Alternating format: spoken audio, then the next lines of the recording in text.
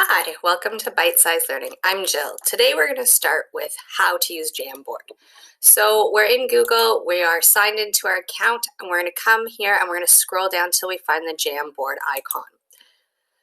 When we open up Jamboard, it will first show me any of my recent jams that I've made, but I want to make a brand new one. I simply press on the plus and I get a new jam.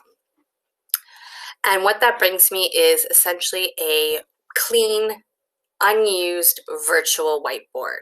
And I've got lots of tools that I can use here. I have a pen tool in which I can write with. I can change color. I can change the style of writing, the thickness. So I have a highlighter.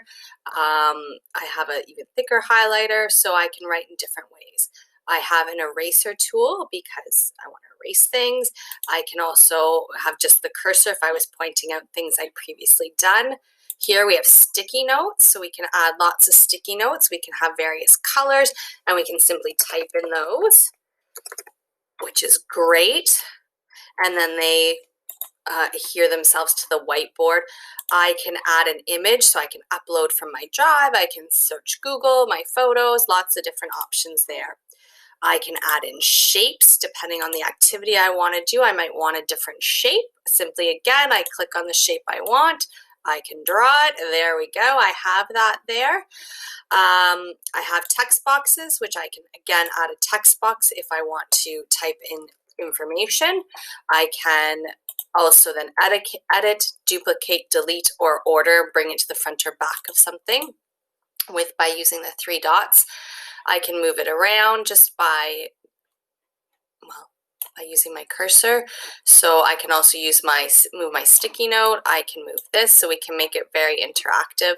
And then here I've got that laser pointer as well. So there's lots of options here. One tip is always to title your Jamboards because you don't want to have, a whole bunch of untitled Jamboards. The second thing you have here is you can have multiple frames, so you can continue on in the same document if you'd like. When you're thinking about Jamboard, really your imagination is the limit.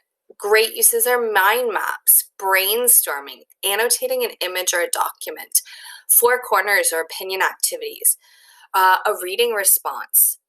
You can use it as a virtual whiteboard or chalkboard to demonstrate something. It's a great interactive tool that the students can use along with you.